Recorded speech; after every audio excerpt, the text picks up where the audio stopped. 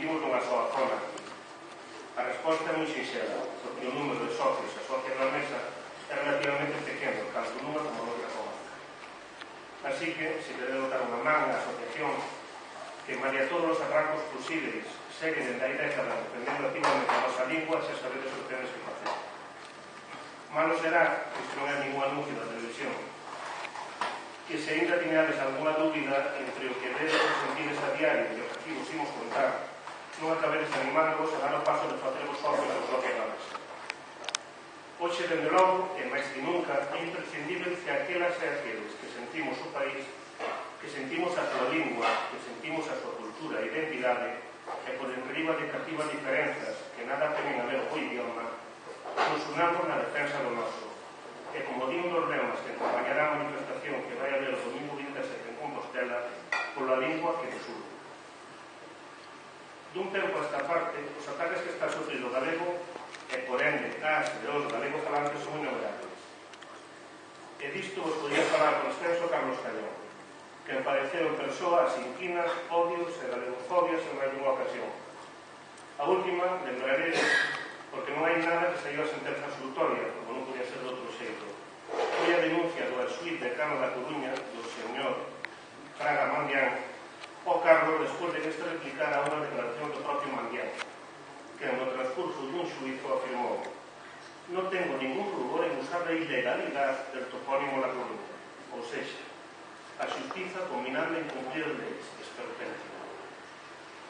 Podría citar tamén exemplos mil das campañas galegófogas da Xentuza como a de Galicia en Lingüe ou da gallego como el gallego, que entenden o bilingüismo só dun xeito, desterrando o galego da Galiza. Tamén podríamos falar das campañas del Galizador e da propia Xunta e do seu brazo executor, a Secretaría de Política Lingüística, que veñen dando o que é o mesmo, sustraendo recursos económicos dos destinados á promoción e protección da nosa lingua en prol dunha suposta liberdade idiomática que só beneficia aos depredadores da mesma.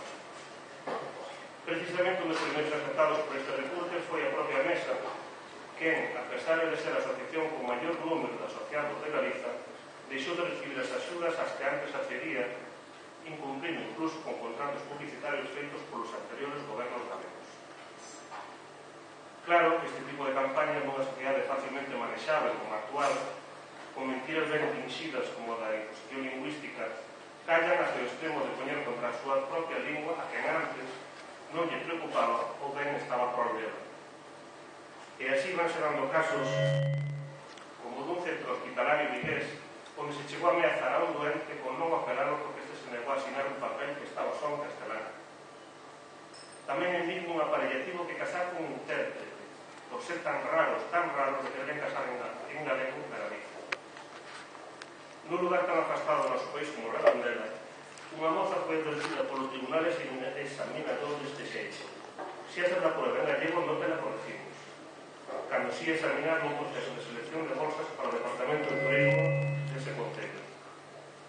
Mesmo aquí, na propia Ribadavia, dende a Mesa temos denunciado en máis unha ocasión o uso de culpados do nome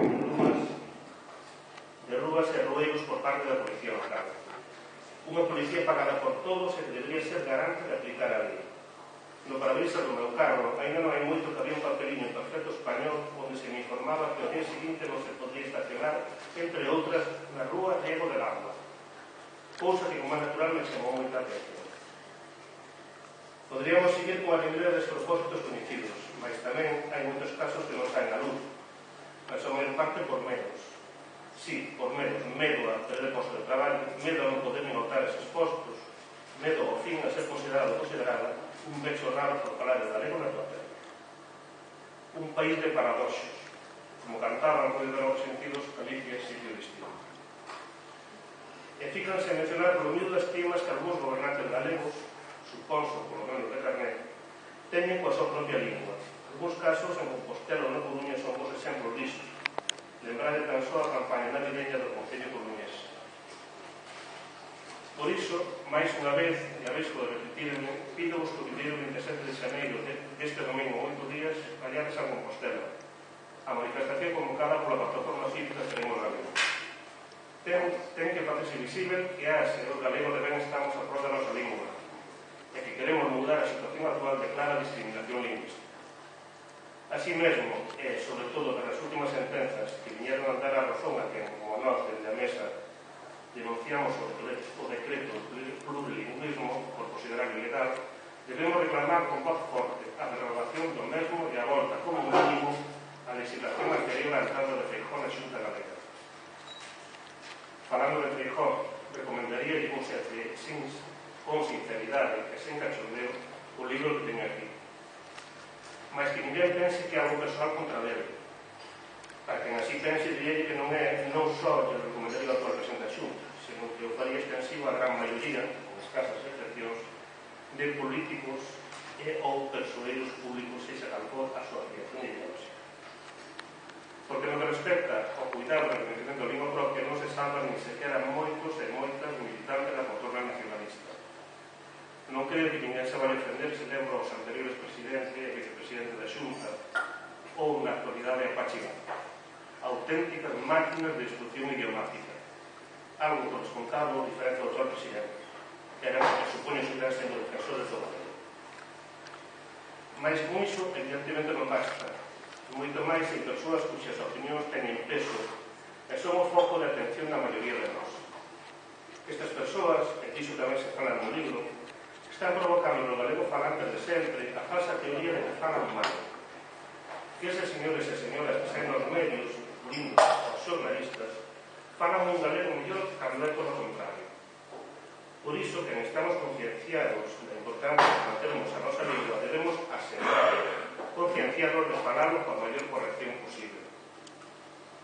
Vou lervos un testiño que ben seguro axudará a comprender mellor o que trate de dicir. Trátase unha conversa entre dúas amigas. Hola Pilar, buenas tardes. Bueno, sei logo onde vas con tanta prisa. Ai, filliña, vou na enfermera que traballa na calle de abaixo. E logo, que che pasou? O viernes da semana pasada, no día baixei ao sótano da casa, coí unhas lechugas para a cena, e non sei como fixen que me lastimei na rodilla izquierda facendo un corte que botou sangue que fixo. Tiveron que poñerme 4 puntos. Agora se me quitaron 3 fracturas cada 2 días. Ai, Dios mío, non sei Ai, Dios mío, non, se onde menos se espera, pero sube para a fera, que te van a atropellar o día. E dime, como anda a familia? Ben, gracias a Dios, o meu Pepe sigue traballando de camionero, e a nena se acabou o bachillerato, marchou para Ourense a estudiar.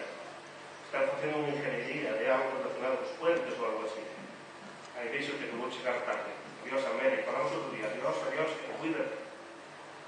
Aparentemente, as nosas amigas falan galego, mas considerades que realmente galego, español, unha mestura de dúas, ou como se diría un bo galego simplemente casado. Non vou agora aborrecer o goberno do texto corrixido, tan só pretendía exagerando moito, exemplarizar o que dicía antes.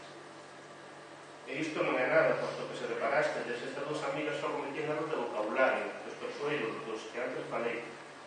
Tamén empregan fiestra, estrada ou diferenza, como de seguido che espetan un diegullín ou un lles por metro focal, unha no cravo e outra na ferradura. Vou rematar, lendo tan só un capítulo que tedes no libro, corresponde ao capítulo primeiro, dindo a ser un decálogo de todos, como o famoso de Moisés. Deberíamos seguir para falarmos mellor a nosa lingua. Só subliñar que este non é o típico libro manual de consulta, que tamén serve para iso, por suposto, mas tamén é unha lectura amena, unha linguaxe desenfadada que se pode ver como que a lingua novela ou un artigo dun xornal. Iso sí, coa diferencia de que aquí teñen ver seguro que se aprender moito. A súa lengua rosa. Titúlase un decálogo para que andáramos en feridas. O idioma da Galiza leva séculos padecendo un proceso de sustitución e exclusión do seu territorio natural. Unha das secuelas visíveis e audíveis desta injustiza é a progresiva deformación da lingua, que en moitos casos, mesmo estruturais, vai hibridándose co español. Dicía que o galego leva séculos padecendo esta situación, porén hai determinados procesos de perda de autenticidade do noso idioma que estamos a vivir nos últimos anos. Non ha de nos extrañar tal situación se tivermos presente que é nos últimos lustros cando se está a producir tamén a maior perda de falantes da lingua do noso país. Agora non é o momento de entrarmos nas causas destes dos procesos, mas o que nos pode verificar claro é que se trata diso mesmo, de procesos, como tales, son reversibles, de nós dependen. A mudanza lingüística en Galicia non é só o troco dun código completo por outro. Dada a súa imposición desde o poder político, militar, religioso, etc., o español incide nas escollas son innovacións lingüísticas dentro do galego. Tales mudanzas van descompondo as estruturas internas do idioma, colocando nun novo perigo para o seu futuro. Así, o galego espontáneo transmite este cote ferido e curado polo castelán. Son moitas as palabras, expresións, pronuncias, etc., que a sociedade foi e vai abandonando para sustituir por outras proporcionadas polo único referente de protección e prestixio, o español. Para termos unha lingua verdadeiramente viva, habemos de tentar tamén falar e escribir con maior corrección e fluidez. Para este objetivo, achego a continuación a xeito dun incompleto e algo retranqueiro decálogo unhas poucas propostas que imos desenvolver no capítulo seguinte e tamén ao longo do mundo. 1. Primeiro, lembrarás que ninguén pasou de usar mal unha lingua a usala ben sen antes pasar por un período en que a usa regular. 2. Terás sempre presente que ninguén naceu aprendido e que para resolver as dúbidas están os manuais e os diccionarios. 3. Acordarás de que aprender a coñecer unha lingua é tarefa de toda unha vida. 4. Practicarás e aprenderás coa subor da tua fronte. 5. Soltarás de falar en galego e tentarás facelo con corrección cando menos en algúns ámbitos ou espazos do teu día a día. 6. Igual que na vida, aprenderás dos teus erros. Ainda que igual que na vida, tenes que cometer eses erros varias veces para os corrixires. 7. Esperarás os castelanismos desnecesarios, porque o galego ten os seus propios recursos. 8. Nunca comezarás unha oración con pronome átono. 9. Para aprenderes a usar o definitivo persoal, nada mellor que lle dares uso. E para aprender eu ou ela, aprendermos nós, aprender por vós e aprender en elas a eles que falta máis. 10. Cando a normativa do galego ofrece dúas solucións, usa para o estándar aquela que se aproxime máis ao sistema lingüístico que pertence. O galego portugués, posible, Galiza, até. Bueno, deixo vos a con Carlos Callón, autor de Como falar e escribir en galego por acción a fluir. Moitas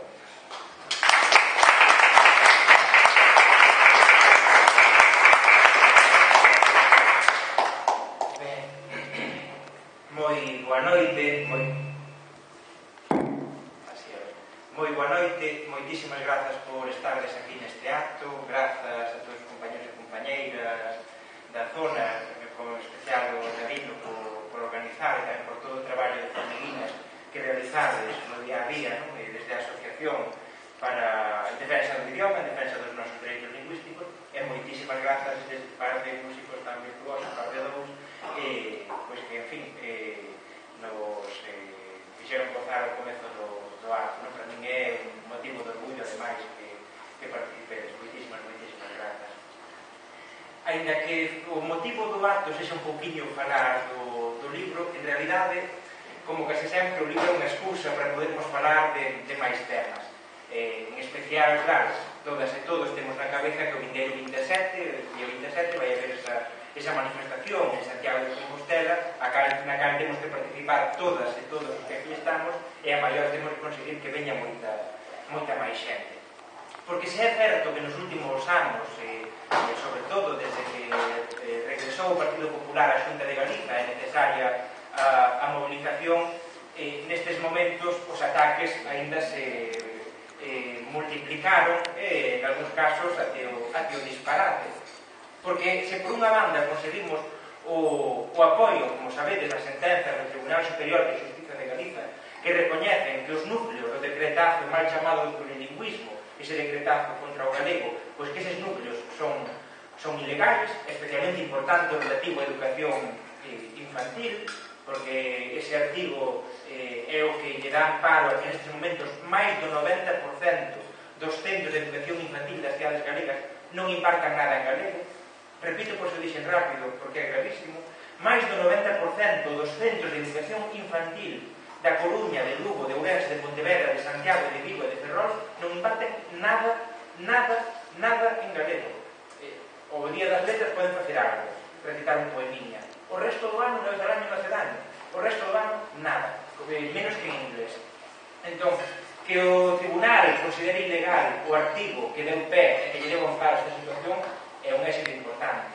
Ora ben, o grave é que desde o goberno galego en lugar de mudar, de tombar en un decreto, que neste momento é un decreto zombie, porque é un decreto que está morto, ainda que nos queiran presentar como se estivese vivo, ese decreto zombie deberían derrogarlo e comenzar un proceso de diálogo con as comunidades educativas para así aprobar unha norma que sí de verdade cumpra coa legalidade vixente. É tremendo, non? Pronto que nos di, estes antisistemas, o que estamos a pedir é que aprobe unha norma que estea de acordo co artigo 5 do Estatuto, que estea de acordo coa lei de normalización, que estea de acordo co plan xeral de normalización. É o que defendemos. Non somos tan... Mas claro, se nos denuncian por defender a lei de normalización lingüística, que lles parecerá todo isto? Ademais, como sabedes, está tamén aí a lei da vergoña escrita con un de duplo do ministro Per, un despropósito que parece algo puzzle, non? Parece unha imaginación dunha utopía negativo, non? Isto de que no momento, ademais, no cal se están a topar os servizos públicos como a sanidade e o propio ensino, que se pretenda que teñamos que pagar con diñeiro público a escolarización en centros privados daquelas familias que queiran que os seus nenos ou as súas nenas non escoiten galego, catalán e vasco. É tremendo. Porque podíamos falar de moitas máis cuestións que están na lei BERT que tamén son graves. Mas que presenten iso, xa simplemente que o presente, é que parece increíble. Parece... non. É que teñamos que sair a manifestarnos por algo tan básico como que os nenos e nenas non é mau que escoiten tamén galego na escola. Que o galego non é unha lingua tóxica, non é como de seguir os anuncios de algún medicamento, non? De mantéñase afastado dos nenos e das nenas. Pois non. E non ten ningún sentido que, ademais, paguemos os nosos impostos para que determinadas familias con unha fobia especial para o galego poidan garantir que o seu neno, ainda criándose en Ribadavia, en Ribeira, en Vila García, en Ferrol ou onde for, que non vai a escoitar en ningún momento a lingua galega. É que é unha barbaridade. É tal barbaridade que, en fin, que cando dis, parece que estás mentindo. Parece que estamos a exagerar, mas lamentablemente non é así, non? Abonda con escoitar as declaracións deste lamentável ministro. Por tanto, compre máis que nunca que nos movamos, que nos mobilicemos e que veamos de novo exemplo justamente de activismo en defensa do islamismo. É certo que os ataques nestes anos foron duros, que non todos logramos repelelos, hai coitas fundamentais que non logramos repelelos como era debido, mas de calquera xeito tamén incidimos nun camiño moi positivo. E tamén temos que valorar o que fixemos. Nestes últimos 3 anos encontrámonos con que as maiores manifestacións dunha lingua que se realizaron no Estado español foron en Galiza. Mais é máis, as maiores manifestacións en defensa dunha lingua en Europa nos últimos 3-4 anos foron en Galiza. E ainda é máis, até onde eu sei e preguntei, as maiores manifestacións dunha lingua no mundo nos últimos anos foron en Galiza. Ninguén contaba con iso. Ninguén contaba con que se estruturase Santiago de Compostela. Recordaredes, non, esas primeiras movilizacións. Eu recordo como me emocionei cando dixeron, mira, que non hai sitio nos autobuses, non hai sitio nos trenes, tiveron que levantar as barreiras das autoestradas. Ninguén contaba con iso. Moito menos o Partido Popular, que de feito reflexionaron sobre iso en varios dos seus comités daquela ainda chamados regionais, non? Comité regional do Partido Popular, que depois cambiaron, mudaron o nome para que vendía o seu nome e o fixeron como se fosen aí os máis modernos do mundo. Mas eles temos a razón. Temos a razón. Nós defendemos os nosos dereitos, non defendemos que se lle retiren dereitos a ninguén. A pesar de que o centro desta movilización do 27 de xaneiro vai ser sobre todo a cuestión do ensino, poderíamos falar de máis temas, hai outros aspectos que tenemos que ter presentes nesa manifestación. Por unha banda, que o Partido Popular queira impedir de novo que podamos manifestarnos. Desde que o Partido Popular regresou ao Concello de Santiago de Compostela, regresou porque estivo nun breve período nestes 30 anos, mais a maiores, os seus antecedentes gobernaron durante 40 anos, hai que dicir con claridade porque porque así que se gobernaban antes pasaron a militar despois. Parece que os ofendes ás veces cando di, pero se é da tua familia, se ademais que seguen militando, que non entendedes o que quero dicir. Mas o Partido Popular, igual que o pasado día das letras, tentou evitar que pudese haber acto final, non sei se lembrades, que tivemos que gañar nos tribunais o dereito a facer ese acto final, querían prohibir que pudésemos usar un barco, querían prohibir que pudésemos ter unha megafonía, en fin, un nivel sensorial bastante triste, non? Xa tamén o Correlingua tentaron evitar que se realizase Santiago de Compostela, e a pesar de todo o fixemos, deron un tratamento, segundo dixeron os propios gobernantes do PP en Santiago, un tratamento de manifestación, recordad que é Correlingua, unha actividade escolar de nenos e nenas, que ese día, pois, saen en defensa do idioma, pois, cas súas pancartiñas que fan na escola, cas súas cancións, tratamento de manifestación. O Correlingua é tratamento de manifestación, é unha manifestación tratamento da literatura.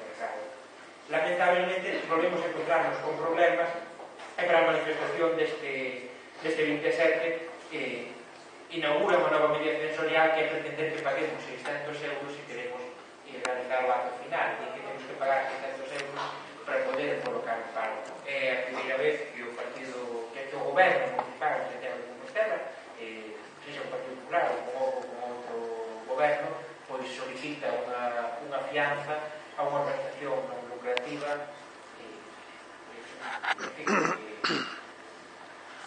realmente é bastante evidente a pretensión, chaman de fianza, en realidad é a neolingua do PP, isto de ter os recortes que é reformulación do gastos.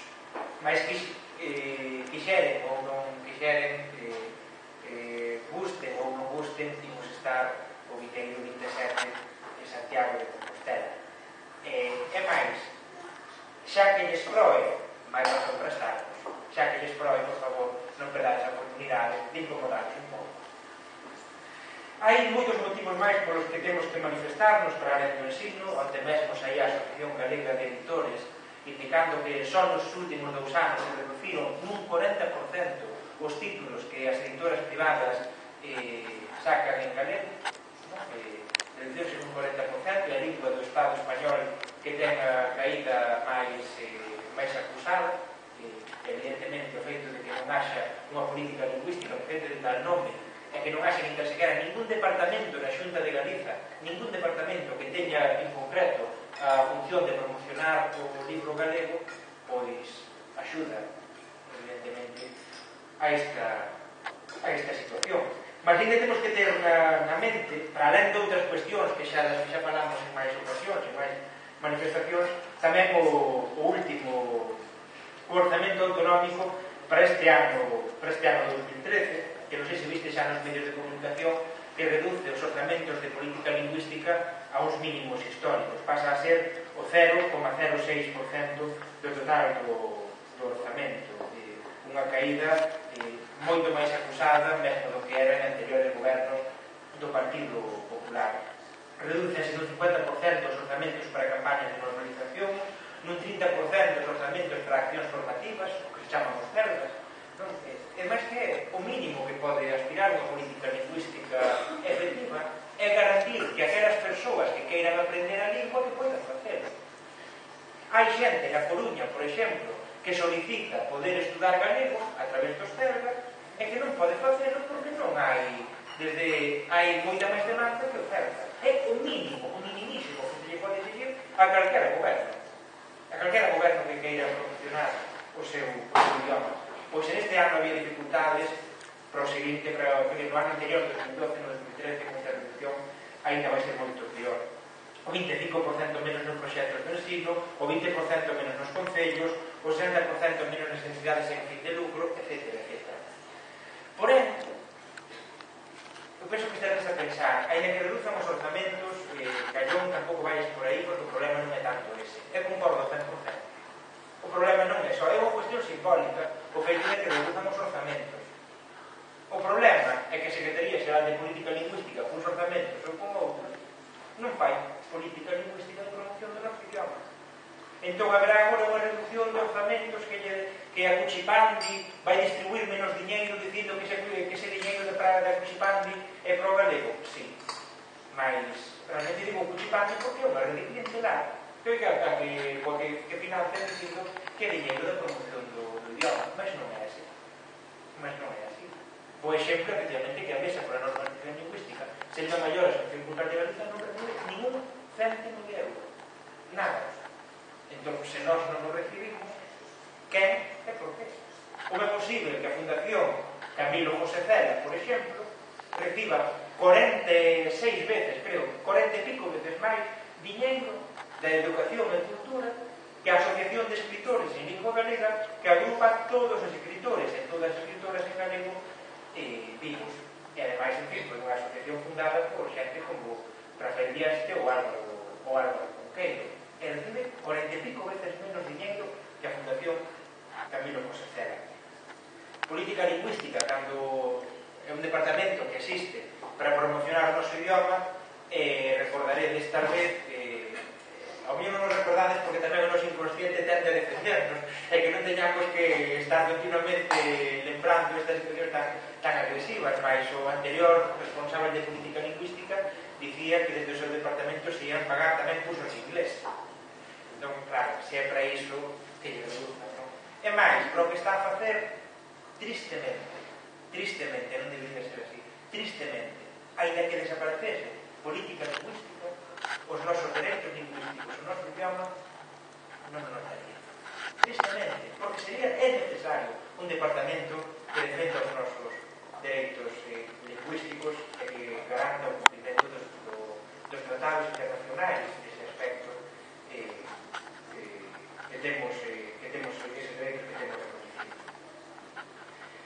Mas, en fin, sendo a situación tan má, procuremos tamén ver aquilo que podamos encontrar de positivo. As movilizacións, por exemplo, en fin, que o noso labor como formiguiñas segue a ser moi importante. Porque ao final destas reunións o que facemos justamente é iso, son pequenas asambleas de formiguiñas, de persoas que no noso día a día, de forma invisible, facemos pequenos xestos que poden, no entanto, conseguir grandes transformacións para o noso idioma. Nese sentido vai tamén este libro, Como falar e escribir en galego con corrección e fluidez, xa o título é un pouco así de xogo, non? Os libros de autoaxuda, e que a continuación recordaredes do outro libro que é Como defender os teus dereitos lingüísticos. Son libros que son irmáns e meses, mentre que Como defender os teus dereitos lingüísticos, tamén en xerais, o que presenta un manual práctico de como podemos saltar os obstáculos que nos encontramos no día a día para vivir en galego, neste. Ou seja, aquí é o que en sociolingüística se chama a planificación do status. Este é o que en sociolingüística se chama a planificación do corpus. O que o título indica, non? Como podemos utilizar unha lingua máis viva, máis genuína, máis correcta, mas tamén é importante con comodidade. Con comodidade, se nos sentirmos extraños e extrañas nese proceso. Eu agradecería moitísimo a editora que, ademais, comezase a súa colección Un libro Xe con este título e outro de Manuel Veiga.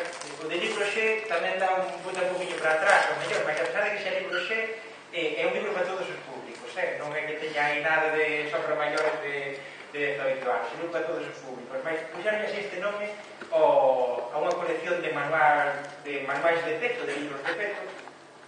Eu agradecio sobre todo tamén porque no momento no que estamos é moito máis asequible, que son 12 euros, e supoño que iso tamén axudou a que a primeira edición se esgotase rapidamente, non?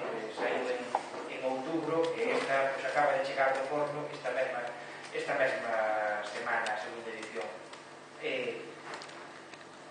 O cal, a min alegrame moito, evidentemente, porque sempre faz as cousas para que poidan ser útiles, mas tamén penso que é un síntoma positivo, non? De que a pesar das dificultades, hai moita xente que compra un libro que lle indica como pode falar un mellor galego. Por tanto, vexámoslo tamén como un síntoma positivo e un síntoma de esperanza. Dicía que xogo co tema dos libros de autoaxuda, porque, claro, non é propiamente un libro de autoaxuda. Os libros de autoaxuda son eses Fer de Barrigola en 2 semanas, ou 20 libros en traballar sin habilidades sobre a Clarín.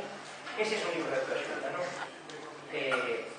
Mais son libros de axuda por qué? Porque traen propostas que non son realizáveis, que non se poden facer, non perdes a barrigola en 2 semanas, e algo que te colilles un langarín non consegues o Bárcenas, en algún caso, ou outros apelidos así rimbombantes, non consegues ser rico ou ser rica sen facer algo tan dignificante como é traballar. Mas entón non é un de axuda en sentido porque as propostas son realizables, hai persoas que as practicamos no noso día a día. As propostas do libriño, deste en concreto, de como falar e escribir en galego con corrección e fluidez, por darnos así unha panorámica xeral de como é o libriño. Primeiro, a primeira parte titúlase Falar en galego é doado, se sabes como. Supoño que xa posoa tamén algún outro libro de autoaxuda, onde se inclúe esa parte do decálogo para falarnos un mellor galego.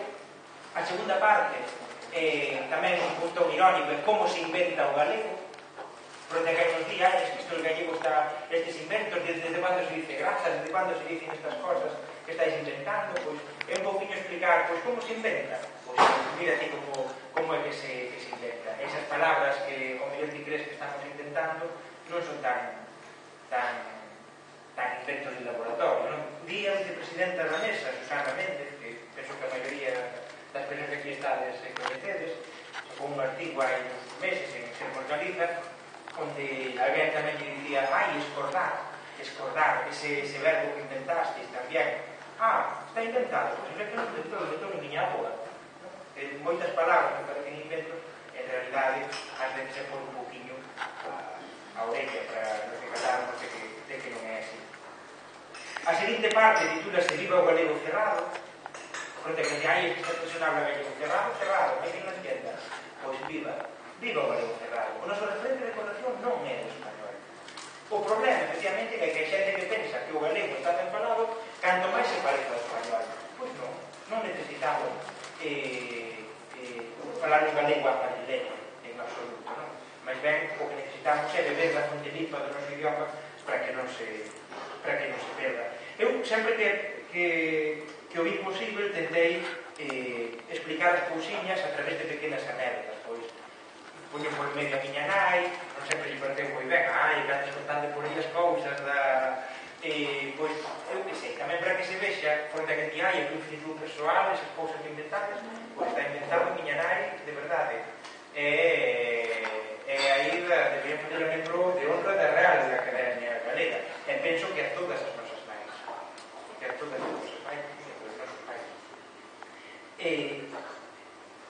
Ou en fin, que sempre tentei por sexan anécdotas persoais, de situacións que me aconteceron para tentar un pouquinho que non sexa en absoluto un libro de gramática ou de uso, non? Senón que sexa algo máis accesible. Hai cousas nas cales de feito só hai unha primeira introducción, unha primeira aproximación. A colocación do pronome dou algúns pequenos trucos para non cometer os principais erros. Ora ben, tamén teño que dicilo con honradez, hai outras cousas que non se aprenden coa práctica, pois tudo, a vida é dura. Entón, que temos que estudar en moitas ás veces tamén porque non temos a megafonía do galego que sería necesario para que simplemente pudésemos aprender a práctica. Mas, en fin, é así. A seguinte parte do libro, indo á fonte limpa, as escollas normativas, justamente fala disso, non? De cando hai varias opcións normativas no galego, por cal podemos optar e por qué. Son simplemente propostas. Se queres, fainos, se non queres, non nos fagas. Mas é bo explicarlo. É tremendo pensar como existe unha obsesión normativa nas institucións galegas. Hai moitos concursos de só te podes presentar se estás aquí de normativa oficial. Ou non, esa obsesión sempre aparece ese artigo aí concreto. É curioso que se obsesionen tanto con iso e depois nunca expliquen a normativa oficial. O primeiro que se fixo en Cataluña, cando morreu Franco, desde os poderes públicos cataláns, foi facer unha campaña baixo o lema Soc la norma, onde aparecía unha mascota que se chamaba Norma e explicaba cal era a norma do catalán e por qué. Entón, por que había o alexeminado, por que había o C con C, Sevilla, todas estas cousas, non? En Galicia nunca houve nada disso. Nunca se explicou nin na reforma normativa. Entón, claro, o que te encontras é indefenso a hora de explicar por que é bo que escribas ao e non o con acento, por que é mellor escribir Galiza que Galicia, nunca se explicou, ou mesmo ao revés. Se o quixesen explicar ao revés, pois que máis tampouco se fixo no absoluto. Nunca houve esa campaña social. Entón aquí, pois, explícase un pouquinho e tamén se intenta pois, dar argumentos para optarnos por as formas que son máis xenuínas.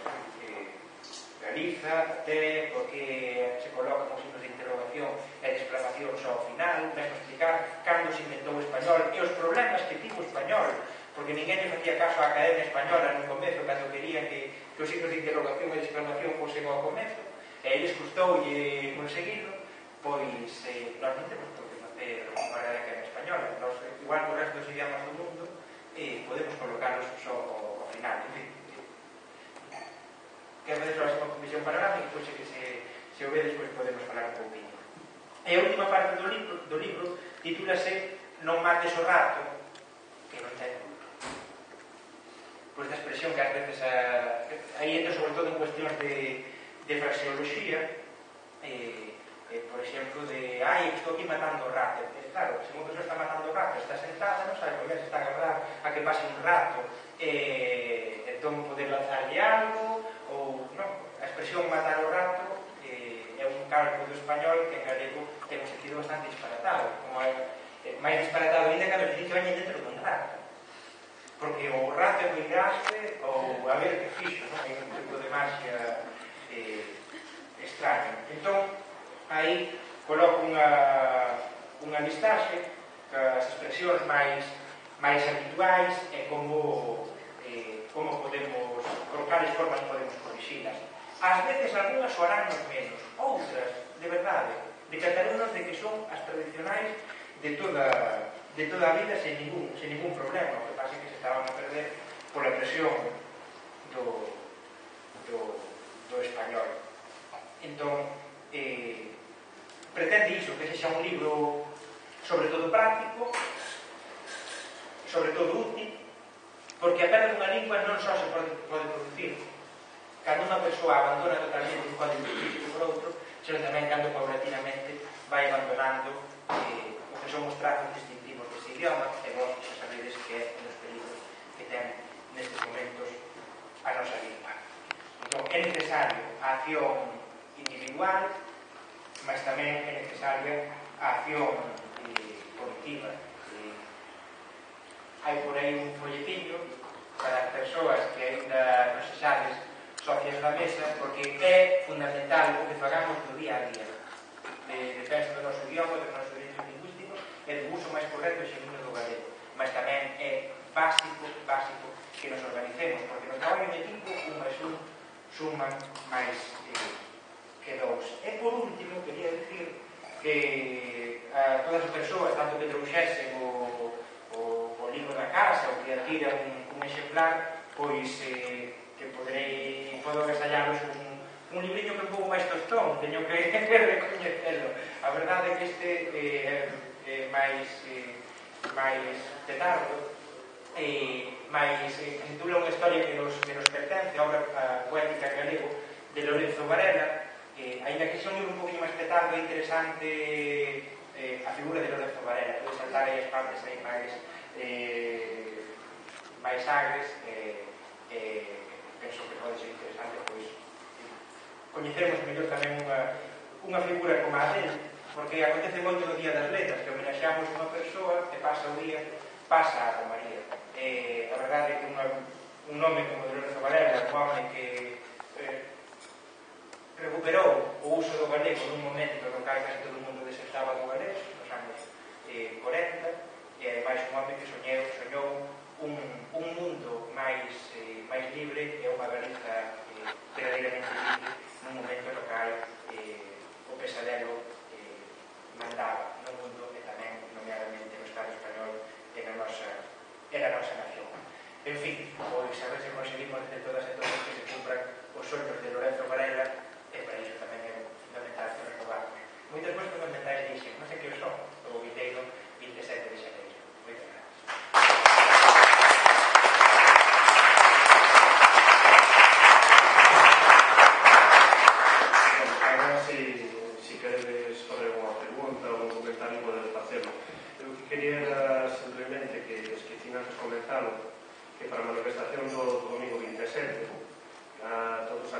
daquelas que non teades en Kira, que dades descruzaros igual a Compostela, vai haber un bus que sale de Ourense para o sindicato ACIGA aquí no Ensino.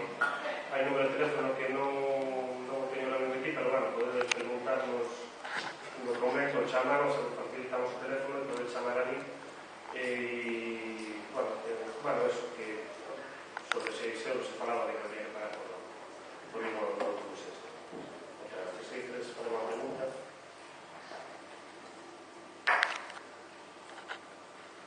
Como dimos portugués, a segunda pregunta.